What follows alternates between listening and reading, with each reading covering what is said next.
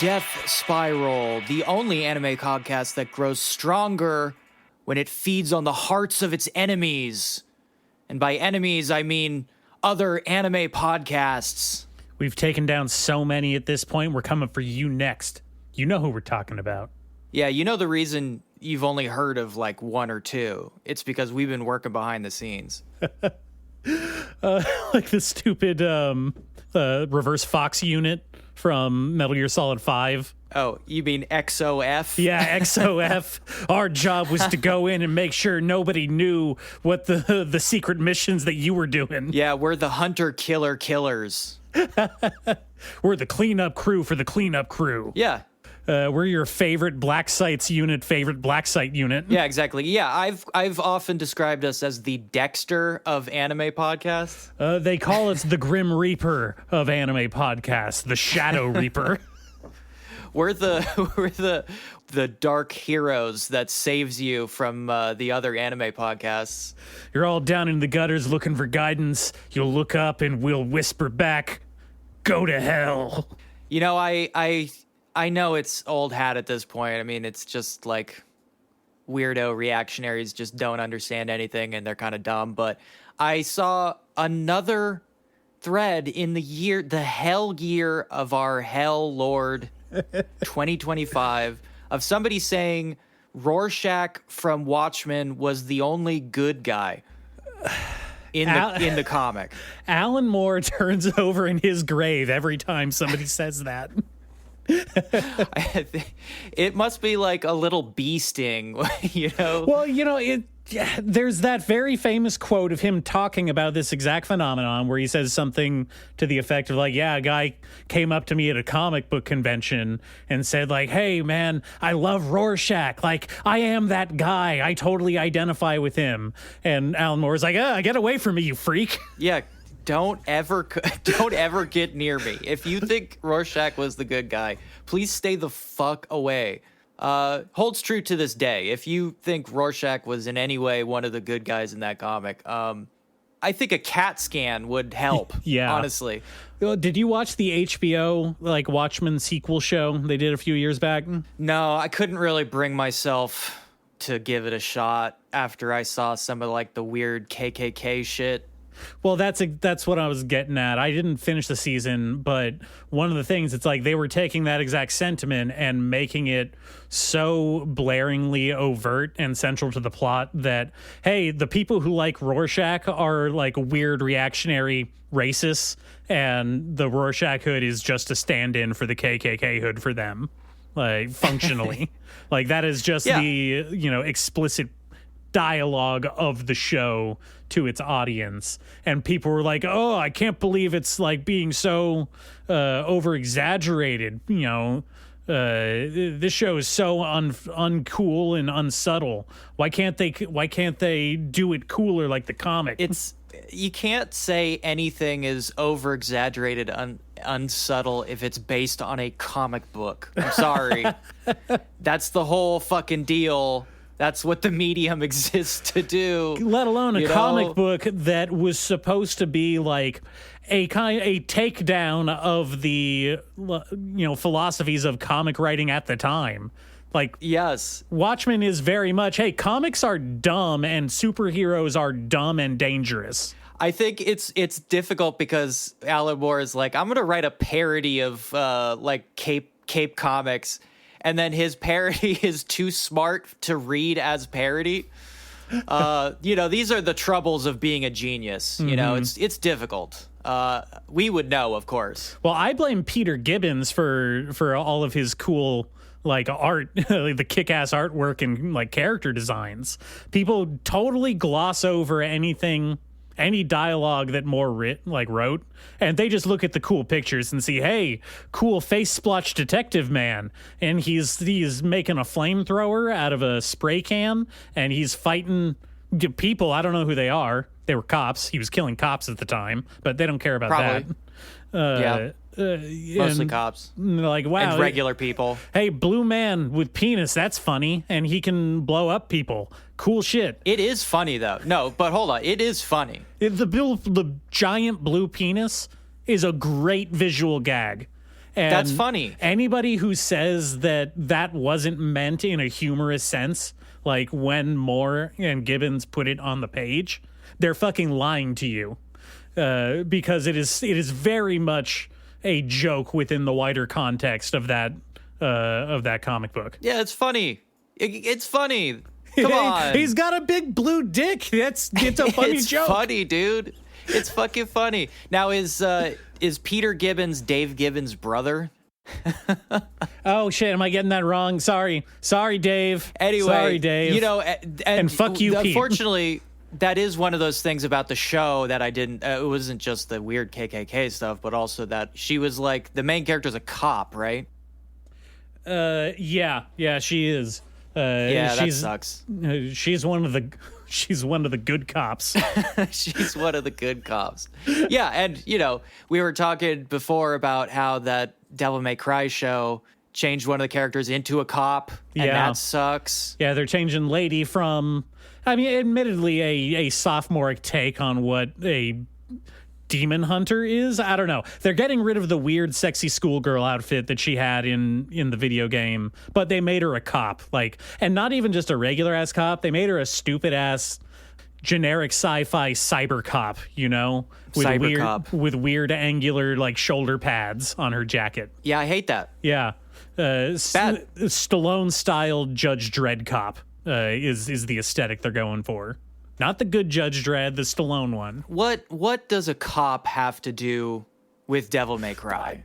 I've played all of those games, even the Ninja Theory one. The Alex Garland one. Alex Garland one. The Alex Garland one.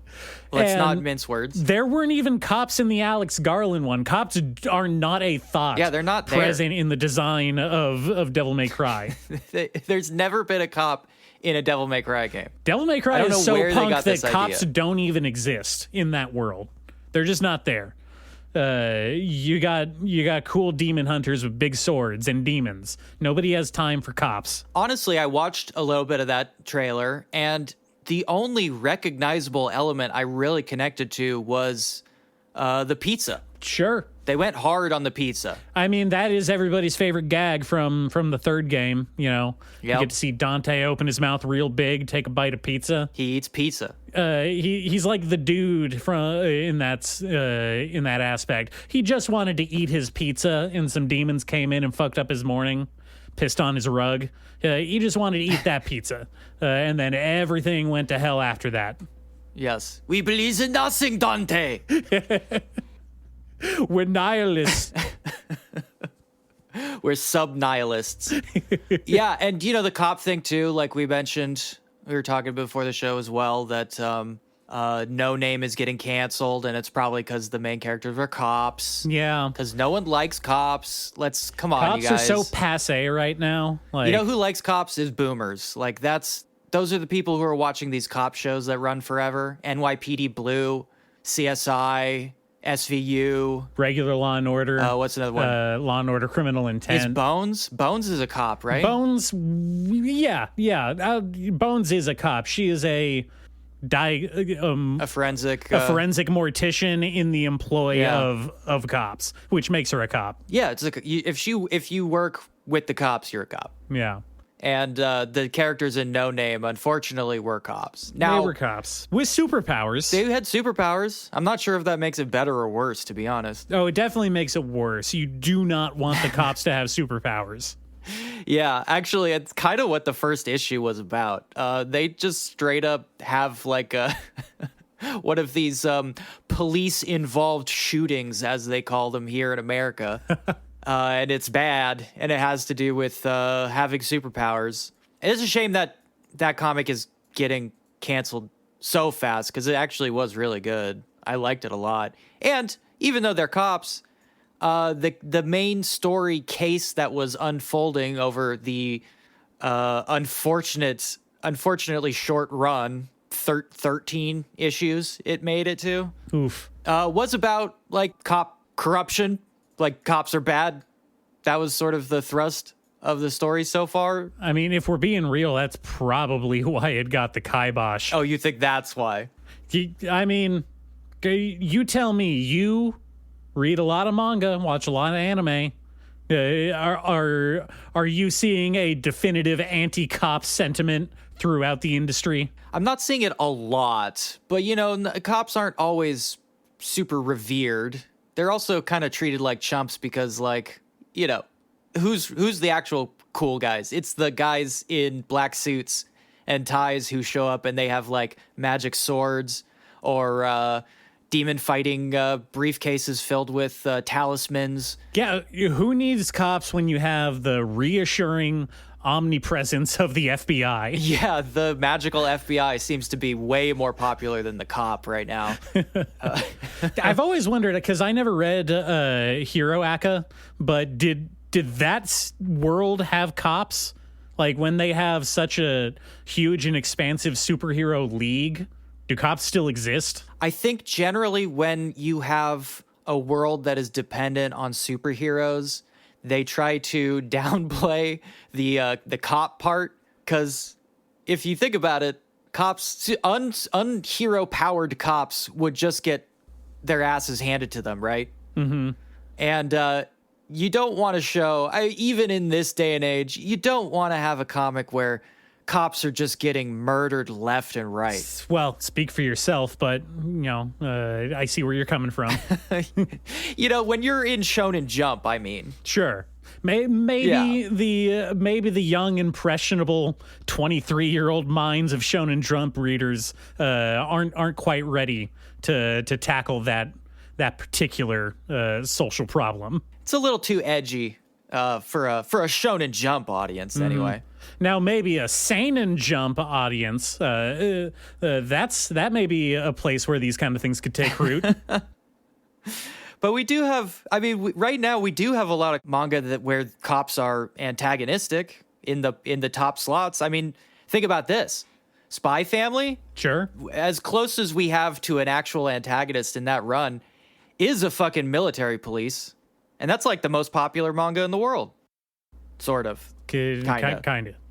Sort of. No, what I'm seeing way more is this underlying sentiment, like in Chainsaw Man with their demon FBI division, we'll call it. Yeah. Is this sentiment that the government as a whole, like, is a shadowy organization that nobody really understands how they work or what they do, except they come in the black suits and shades and kind of blow up a neighborhood every once in a while and then leave. Yeah. That's really what I feel right now in a lot of the stuff that I'm seeing. Yeah, but that's good, apparently. People like it. It's good that the government is comprised of two groups: shadowy hit squads that are fighting demons or aliens, or overfunded, bloated bureaucratic systems run by the ungodly old. And both are presented as like, well, that's just how government works, right? I mean, that's just how it is, That's just how it is. Yeah. Well, this is a thing we talked about before too a while back, where like most manga, at some point, the main characters will become cops. By default, I think that many anime characters are cops. Ash Ketchum, that kid was a cop. He was a Pokemon cop. Well, he was at the very least he was a snitch. Yeah, a collaborator. I was thinking of Fool Knight, which we've been reading for a while, and Love. I don't want to say anything. I love Fool Knight. It's fucking fantastic.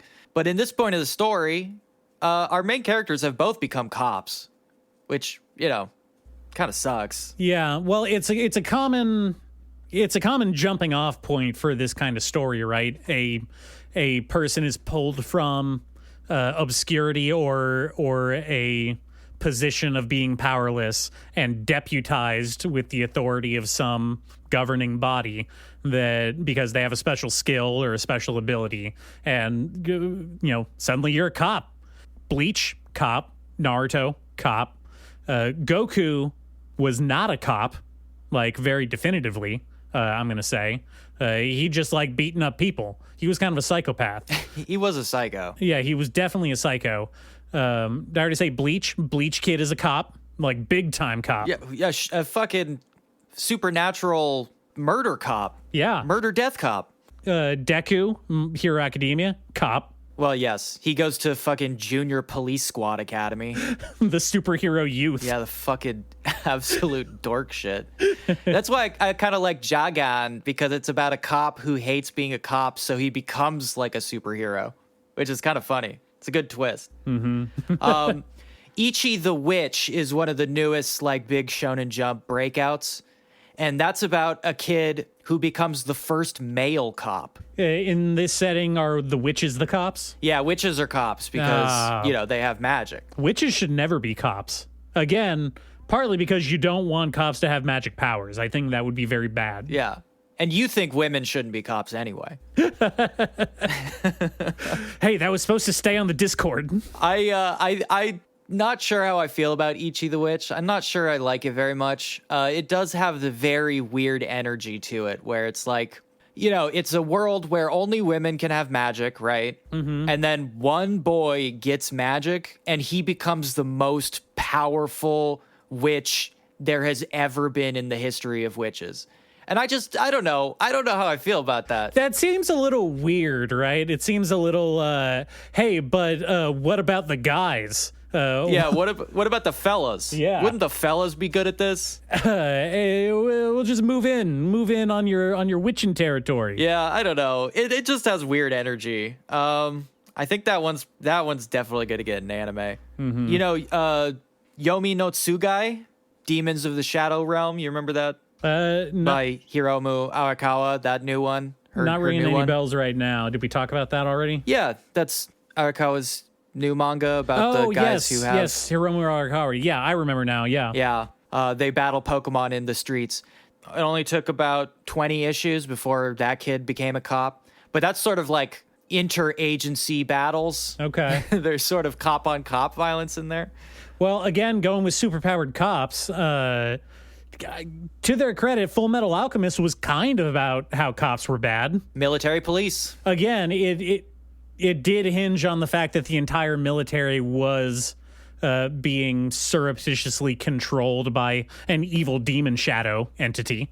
So, they can really kind of shift the blame from like the institution of policing being bad for society to the demon shadow. I think that gets a little messy. Now that I think about it, it really was we were just following orders type situation, huh?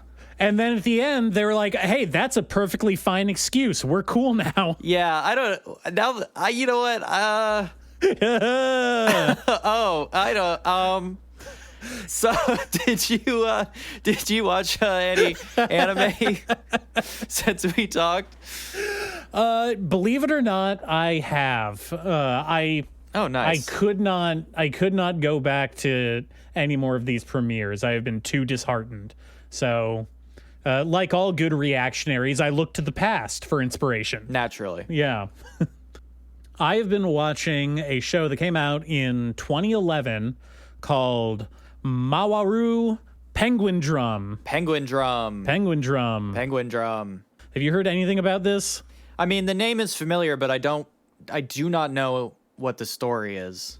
So, like all of my anime choices, I went with this because completely vibes based. I saw the opening animation and a clip on my YouTube feed, and I'm like, oh, that looks kind of interesting. I want to see what's going on there.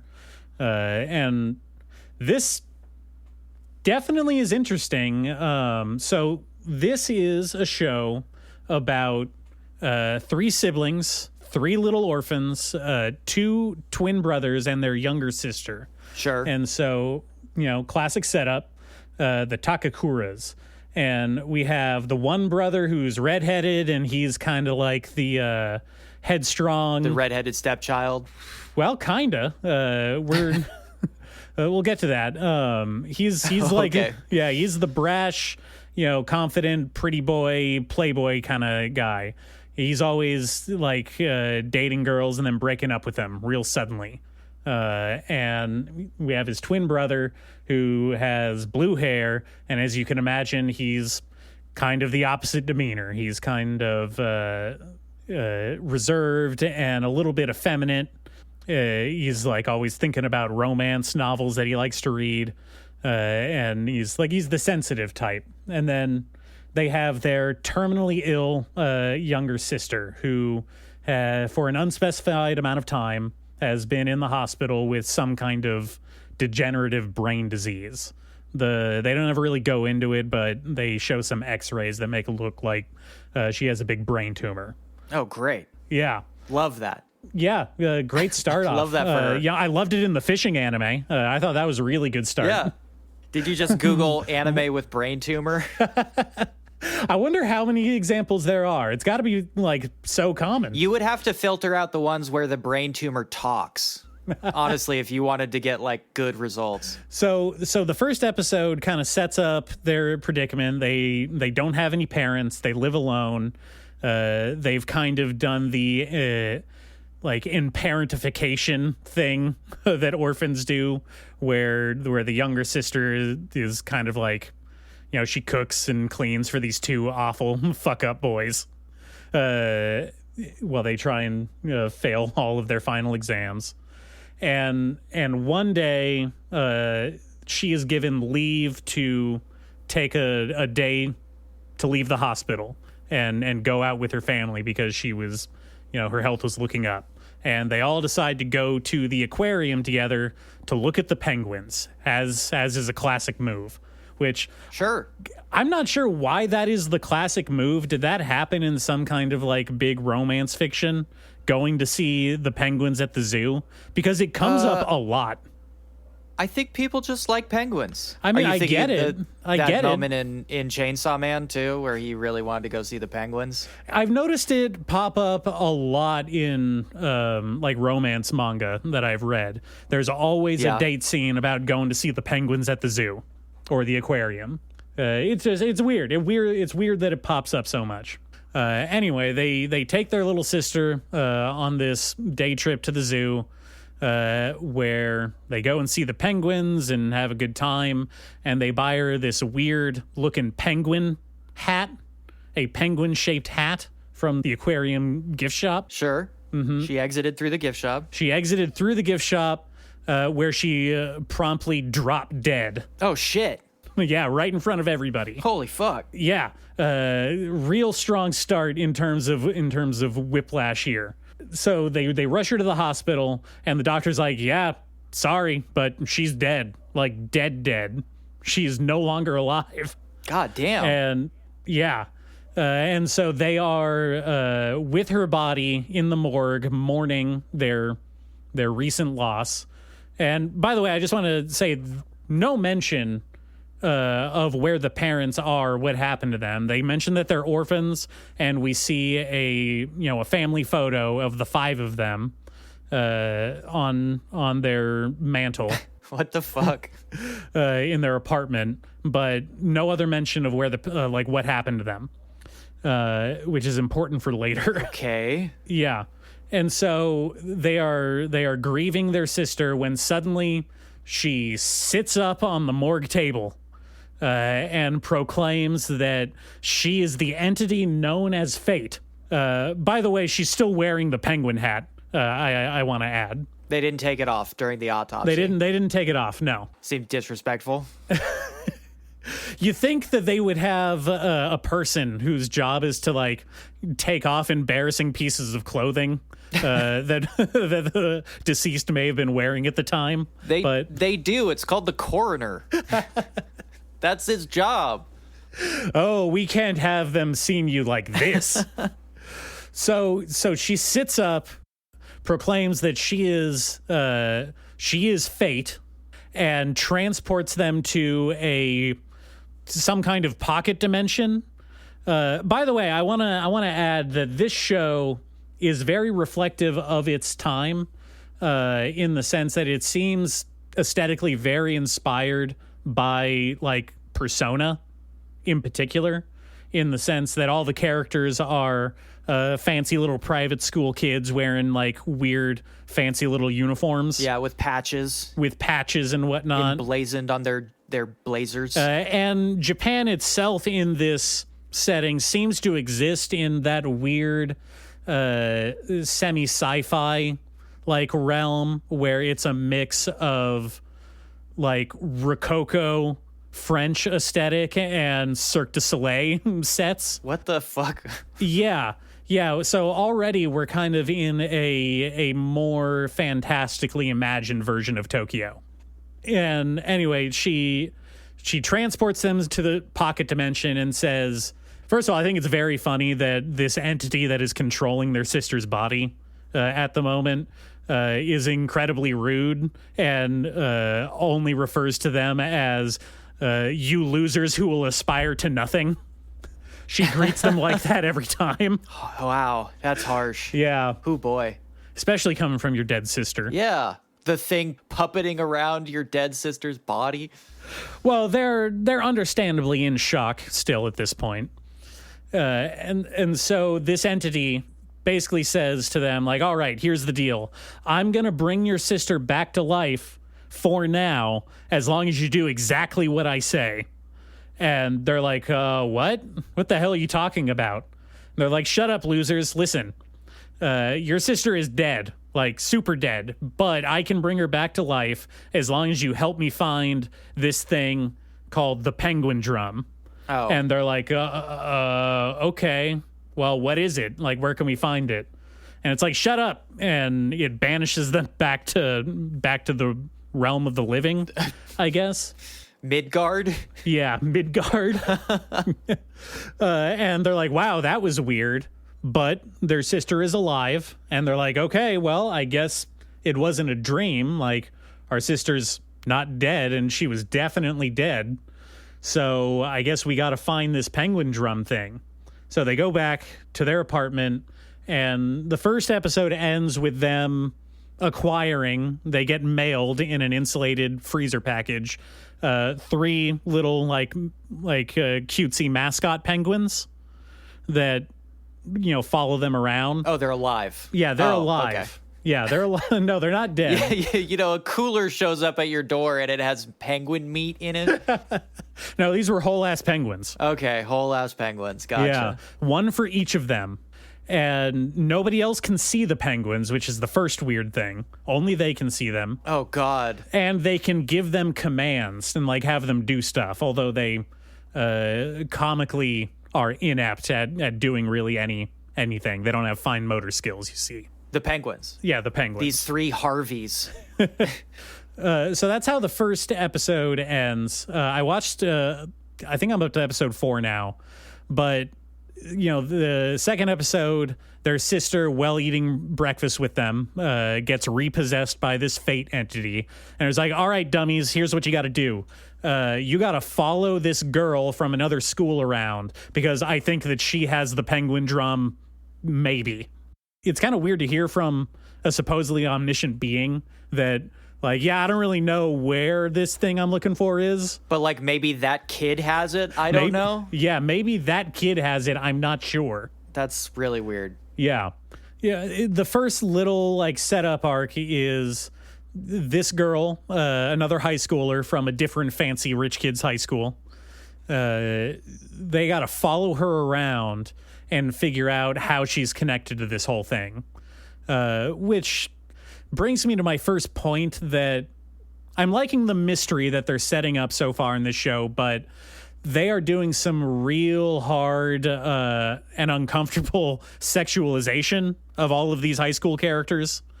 It is very much... Well, it is anime. It's very anime. It's anime. I mean, it's what? Anime-ass anime from 2011. Yeah. You know, a lot of jokes about, like, the one of the brothers decided that, like, okay, well, we can see and touch these weird penguin things, so I'm going to tape a camera onto it and have it go spy on this girl for me because no one else can see them. What the fuck? Yeah. And so, obviously, they do exactly what you think they do, and they do a lot of upskirt jokes, which is very, like, off-putting. But it's kind of like,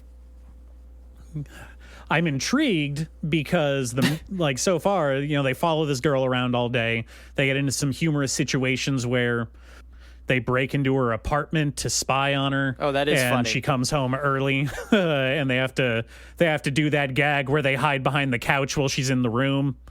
You know, that humorous gag. Yeah, that humorous gag where you've broken into somebody's house and you have to hide. And then they follow her around, and like she goes into a lingerie store, and we kind of get this. She goes unfolding. into a lingerie. Hold on, what? Yes. Well, it's because we're getting this unfolding story about her being obsessed with a teacher from their school, and she's actually like a stalker. And she's trying to seduce this much older man. Oh God! And they're both like, "Wow, that's creepy." Oh my God. Mm-hmm. Yeah. We got to the anime real quick. They got to the anime really quick. And I think they're very much doing that thing where you kind of front load a story with this stuff to catch people's, attention, because we're already real early in 4 episodes out of 24, and it's getting increasingly more intense with the direction these characters are going, because we have this stalker chick, and in the next episode after this, it's like kind of goes into her backstory about why she's obsessed with this dude, and she finds out that he has a girlfriend, and that makes her go kind of crazy, and so they're kind of like alluding that she's trying to poison him. Yeah. And then, it kind of leaves off where I left off was the biggest kind of like, whoa moment, in that they are starting to subtly hint that all of these characters, or at least their parents, are somehow connected to the Aum Shinryoko, like Tokyo subway gas attacks. What? Yeah. So why does this keep happening? Well, it certainly makes all the Ava references that they do more poignant. Sure. Yeah, it's like where I left off, it just had a moment where we realized that this girl's father is missing, as well as the main character's parents and some other characters. Everyone has missing parents.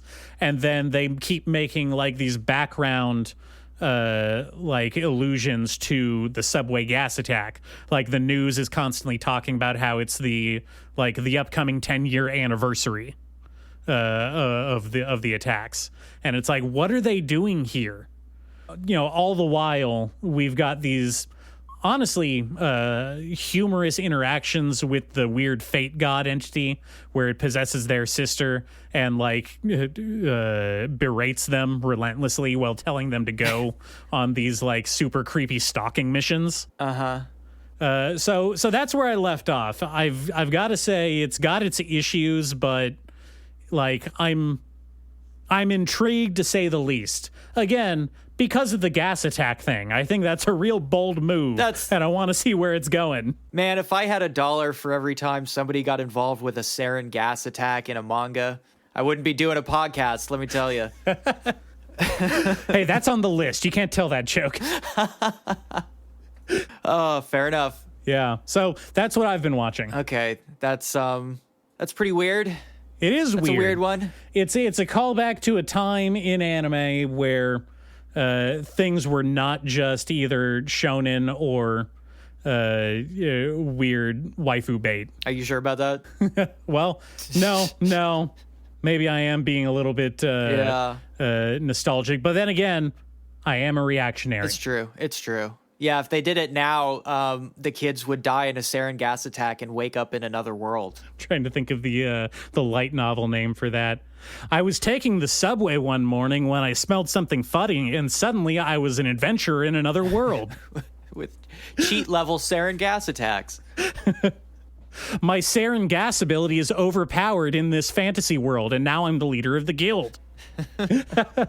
Oh, yeah, great. We're in a really great spot. Hey, cults, they're coming back. Unlike you, I have watched new anime. I did not go back because I am not a reactionary. Oh, blazing a new path forward, huh? Yeah, we got to keep this show fair and balanced.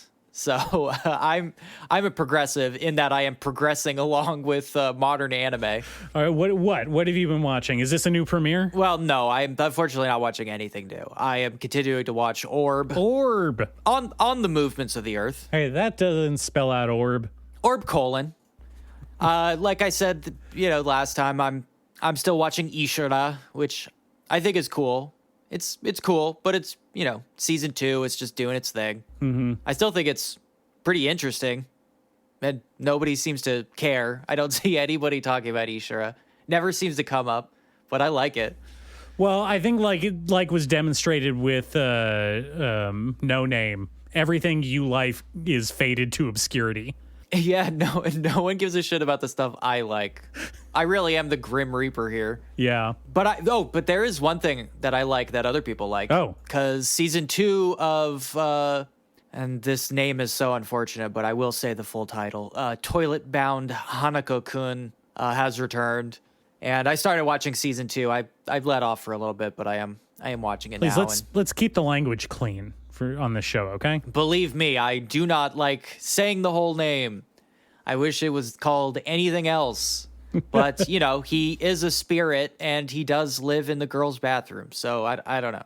I guess it's accurate. Oh, wait, he lives in the girls' bathroom? Yeah. Oh, that's worse. That's really bad. It's a strange choice because the Hanako-san story is that there is a girl in the girls' bathroom who, if you knock on it's sort of like a Bloody Mary thing, right? Mm-hmm. If you go into the girls' bathroom and you say Hanako-san, Hanako-san, Hanako-san, and then you knock on a stall door, she'll be in there, and then, I don't know, kill you or something. I don't really know the rest of it. But in this one, a girl does it because I guess the rumor is that Hanako will grant you a wish, maybe? It's been a while since issue 1. But when she does it, it's a weird little boy. Yeah, again, wish granting, easy motivation. Wish granted, yeah. But it's a little boy, and he's got a big knife. I don't know why. But that's Hanako in this version. What's the knife for? Probably chopping people up. Okay. All right. Chopping. He only chops up other ghosts, though. Don't worry. He's not out here killing human beings. It's not that kind of show. He's one of those ghost killer ghosts. He's one of the 7 wonders of the school. Whoa. Pretty cool. What are the other 6? Let me think. So there's the keepers of the clock. They live in the clock tower of the school, and they control time. Okay. There's a guy who is the librarian of the secret library that has all the books that tell your past, present, and future. There's the fox lady of the stairway that if you step on the 4th stair, she drags you to hell. Oh. Yeah.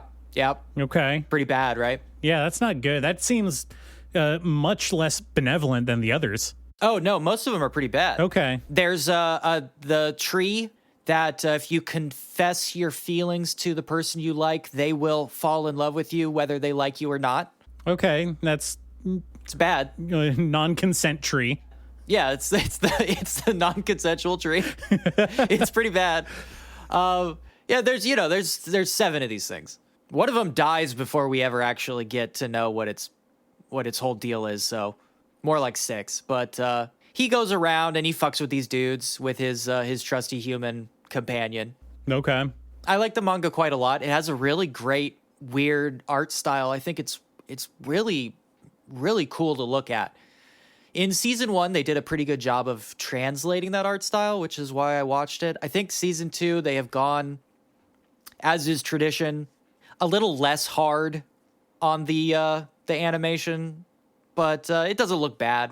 It's not a One Punch Man situation. I think it still looks fine, but it's not quite as distinctive as you'd want from a manga that looks so juicy, I guess. Sure. Yeah. I mean, it's always a bit of a letdown. Yeah. It's okay. It's just, a lot of manga is it looks like manga. So when they make the anime that looks like anime, you're not like, hey, what happened here? But every once in a while, they translate a manga that has some real character, some lines on its face. And then, then the anime. Yeah, that well-aged manga. Yeah, that nice, well-aged manga. And then the anime just looks like an anime, and you go, well, I don't know. What was I expecting? I mean, it happens. It happens to everything. I think there is just a certain amount of downgrading you have to accept if you want anime to be churned out in the ecosystem that it's being churned out in, right? Well, yeah. There was a very long gap between season 1 and season 2 here, so it wasn't like they were rushing it, but, I think it's just one of those things. for the most part, I've been checking out some new manga, as is my proclivity, especially when there's nothing to watch. I read a few new things that are kind of interesting. Yeah? Oh yeah. Did I tell you about Love Eating Girl? No, I don't think you did. I didn't tell you about that one. It seems pretty straightforward. I assume this is about some kind of girl who eats love. You've already made your first mistake. There are 5 girls who eat love. Oh! Whoa. Oh, you know what? I totally remember this one. Okay, yeah, go for it. I liked this premise. It's a great premise. It's not very old yet, so there's not that much out, but it's about, I guess in this world there are essentially succubi, but they're only kissing succubi. They're only I guess first base succubi. The worst kind. Prudish succubi. And when they kiss you, they eat your entire life's worth of love, like the whole emotion. They suck it all up and they turn you into an incel.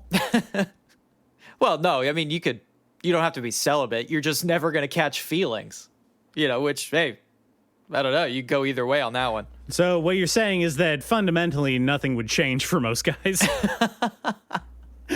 It's not about love. It's about power.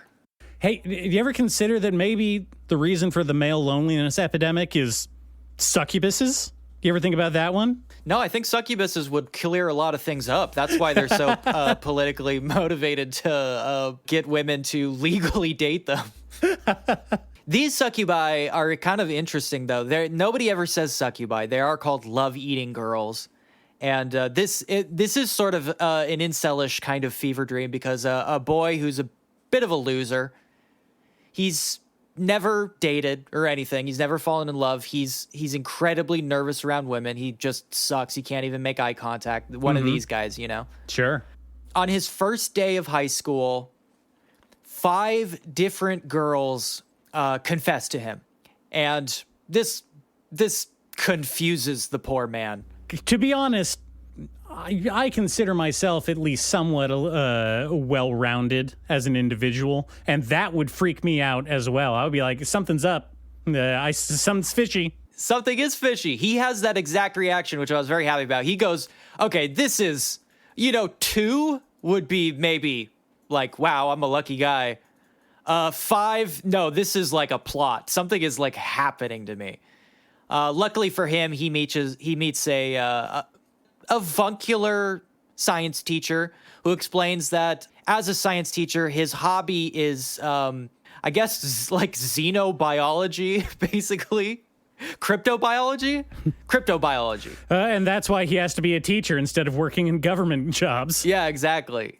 So he's been studying love-eating girls, as he calls them. And he's like, 5 girls confess to you on day 1. Yeah. Uh-huh. They're probably all love-eating girls. The thing is, I have insider information, and only 4 love-eating girls go to this school. So, man, I don't know. I don't know what's going on, buddy. One of them must be like a girl who actually likes you. And of course, this drives the little boy insane. He goes insane. Well, because no one would actually like him. He sounds like a loser. Why would anyone actually like him? And we find out that there is a distinct feature of the love-eating girls, and that's they have forked tongues, which is that's a choice. That's a choice. Oh boy, right there. Yeah, it's fun. Yeah, it's actually fun though. It's like a fun comic where he goes on dates with these girls, and like instead of them being like devious and evil, they actually like teach him not to be a fucking whiny little bitch all the time, which is cool. It's like, wow, this guy's like becoming a regular stand-up person by hanging out with girls. Wow, there's a lesson to be learned there. Okay, and then they like try and seduce him? Like what? Or no, has there been no movement on that front so far, and these are all just normal ass women? Well, he's a high school boy. You don't need to do much to seduce him. Well, he was already smart enough to like figure out something was going on here. So I don't know. Yeah, but he still went on all the dates. Fair enough. Yeah. Yeah, I like it. It's fun. It's like it's a fun little weird mystery on top of being just kind of like a sweet character piece. Well, I mean, I like that. I like when these premises... I mean, does it understand not to take itself too seriously? It does not take itself too seriously. Okay, good, because... Nobody's in danger. Okay. Well, I don't know. It's just, with this, the way you described it, this premise has so many angles to go wrong, right? The obvious... Oh, yeah. The obvious characterization for this character would be just turning him into, like, the basic incel type. Like, all of these stupid-ass Gyaru romance comics that I've read, right? The main character is always a dude in the exact same situation where, and honestly, much more, like, cool and sociable and attractive person than him, like, comes up and offers to date him, like, apropos of nothing. And his instant thought, every single one of their thoughts is like, wow, she must be some kind of evil bitch who's trying to date me to make fun of me somehow. No, he is not a piece of shit like that. I think part of it that I really like about this comic is it's like him unlearning all of his like weird inbuilt misogyny. Because he's like, why am I afraid of these girls? When I hung out with them, it turns out that they're like literally just people. Like they're people with their own feelings and emotions, and they're not like, mysterious aliens. Even though in the premise they are like they actually are mysterious crypto creatures. It is funny that we're still on that. We're still stuck on trying to get through that one point in like entertainment media geared towards men, right? Yeah. How many times can this stuff do the story of like, hey, women are just people, like they're just regular ass people. Yeah. And we just got to keep doing it because nobody fucking gets it apparently. It's always dudes going, man, I just don't get it. You can't understand the mind of a woman. And it's like, I can. Have you tried not being an idiot? Yeah, have you just not been a fucking asshole? Have you tried that one?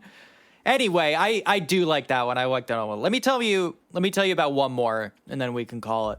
Okay, all right. Because I read a very weird, interesting thing that got canceled very quickly. I read a manga published by, of course, the Japanese Ministry of Health, Labor, and Welfare, called The NPCs in This Village Sim Game Must Be Real by Hirokuma and Morita Kazuhiko. Wow. This is a manga about solving hikikomoriism. I was just about to say this, like, that title alone gives the impression that it's like, hey, we have a problem with nihilistic solipsism growing in this country. What do we do about that? How do we get through to these kids? Yes, exactly. And that's what this comic is. And I think that's why it got canceled, because people got angry. Hey, stop trying to fix my life. Hey, I resemble that comment. This is a bizarre one. The main character is a shut-in, a completely pathetic man-child shut-in, like all of us.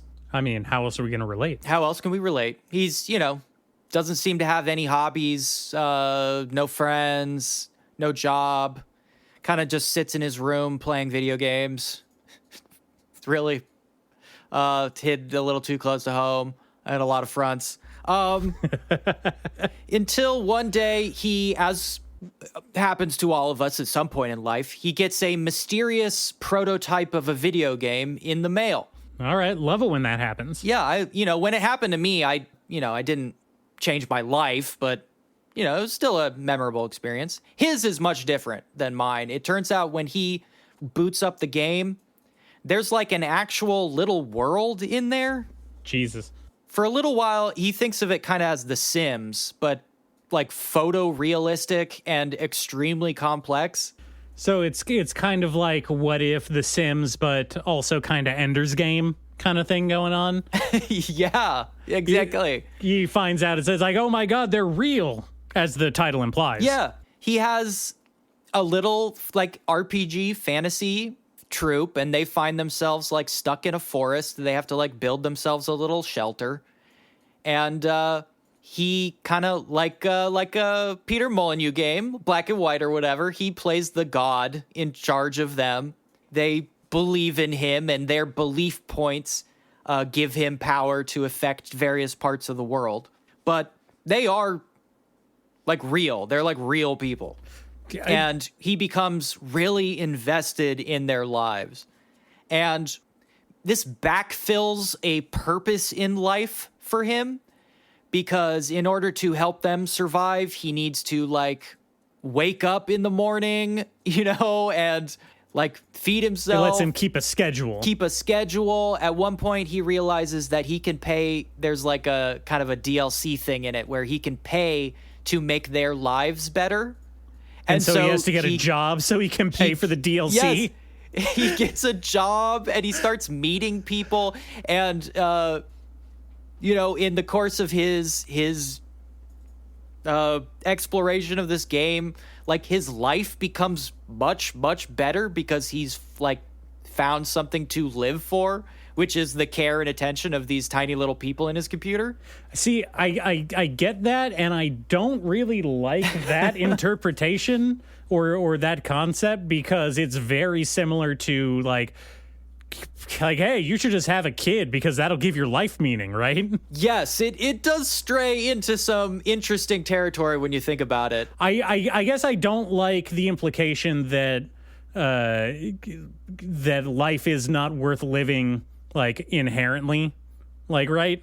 It's like, hey, you're a loser and you have no job and everything sucks, but if suddenly you're given the responsibility of making sure other people don't die, that'll make you be better. And I don't think that's really what motivates people to like fix their lives in that way. Well, yeah, it's not like there's no such thing as a bad dad. Yeah. I think the point is this guy had given up, and having something to care about is what like re-engages him with reality, which is very funny because the thing that re-engages him with reality is, of course, complete fantasy. Mm-hmm. Well, yeah, there's that part. And it's like, what if he had decided to like just be a dick? What if he decided to be an evil god? And like, well, that's the other flip side of it, is that it turns out he finds out later on there are other people playing the game as the evil gods who are trying to kill his guys. What the fuck? So it's like it's some kind of online base builder, like a world management game, but also multiplayer. Yeah, exactly. Wow. And there are people managing, like, because it's an RPG, there are like goblins, right? Mm-hmm. And there's a guy out there being the goblin god, and he's trying to get his goblins to kill your little dudes. Well, I mean, presumably this guy's little dudes are also killing the goblins, so, right? Oh, yeah. But, it's self-defense, It's okay in that way. They're sticking with the goblins are ontologically evil sentiment. Yeah, and, it's okay to kill goblins. I mean, come on. That's what you do. It's an RPG. Yeah. It's what you do. Come on. We all know the rules. This sounds incredibly dark. It's very lighthearted. I mean, it gets dark when we realize there is a guy who's trying to kill his little dudes, because at that point we understand that they are like actually alive, and we really don't want them to get murdered by goblins. And it would suck to be born into this weird dimension controlled by like sweaty hikikomori dudes, like venting their feelings about how unsuccessful they are into a video game. Yeah, it would. Their life, the little dudes' lives are very bad. I cannot stress that enough. You guys have it easy. My god is a Discord mod. Well, there is we put it together later that there's an elf village, and the elf village just gets wiped out, and we realize later on, oh, that's because like the guy didn't log on for a couple days. Oh no. See, I feel like that kind of obligation would make it very hard for this dude to actually engage with reality, right? My little guys are dependent on me is the chorus of a video game addict, Like, I can't engage with the world because my little world that I control is literally the only thing that is real and important to me. Yeah, but if he doesn't go out into the world and get a job and like experience new things, his little guys are going to die. See, it should have been him like going through stages of like, all right, how can I make money without leaving my apartment first? And he like tries to sell feet pics online or something, and then they don't sell well. He's like, well, shit, no one wants my feet pics. I guess I gotta go work at the convenience store down the street or something. Well, all I could say is if that's kind of what you're into, you should give this one a shot. It's only 30 chapters. It's pretty breezy. There's some funny stuff in there. At what point the little guys send him an egg from inside the game, and the egg hatches into a magic lizard, and the magic lizard like lives in his backpack. There's stuff going on. There's like a lot of stuff going on. Okay, well, the fact that there's somehow travel between the reality world and the video game world, I did not see that coming. Yeah, that's a wild one. Near the beginning, they offer their god like a weird kind of like apple pear thing that only exists in a fantasy realm. And then it shows up at his house, like in a box, like your penguins. And his mom opens it up and she's like, what the fuck? What is this? He's like, don't look at that. And he's like, Mom, don't eat that. It might be poisonous. Don't eat it. Don't eat it. And she's like, I'm trying it. I mean, and it doesn't kill her. How long until we get to where they're just doing the Futurama episode and his little guys like invent nuclear weapons and start wiping out everybody else? Dude, it's a fantasy game. There's so much better than nuclear weapons. There's like mass death spells. I don't know. That sounds kind of cool. I could check that out. Yeah, it's worth a read. Again, it's only 30 chapters. They canceled it because the guy's life got better. And then where do you go from there? I mean, if his life got better, that seems like the natural end of the story, unless it just leaves the little world hanging. Like, well, yeah, the little guys' lives also got better, but like not as much as his did. They had a lot of room to grow. The little guys were still in a lot of peril. I mean, maybe they could do like a wrap-up chapter where he passes on the video game to some other loser who needs it. Some other loser asshole. Yeah. A Jumanji situation or something. Yeah, that would be fun. He has like a cousin that just sucks so bad, and he's like, here, try this out. I think you're gonna like this. It's like that old Coca-Cola commercial where the guy tosses the jersey at the kid. Hey, this is for you. And then the jersey makes him not a loser. Yeah. Yeah, that's great. So yeah, that's those are a couple things I read instead of watching new anime. Well, it was the smart decision considering what we have to work with this season. Yes, and in light of that, I think we should wrap it up since there's no good anime. We don't have as much to talk about this week. Sorry, guys. You heard it here. Anime sucks. It's bad. It may have always been bad. Anime kind of sucks. No, there's some good stuff. Remember Macross? Hey, remember Macross? It's been a while, though, I will admit. It's been a little while since Macross. Okay, handsome and beautiful and tall listeners, thank you once again. Please go check out the TikTok.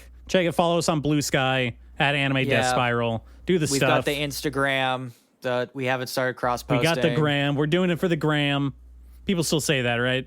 No, that's on the board. Ah, shit. Okay. Yep. Well, until next time. Bye.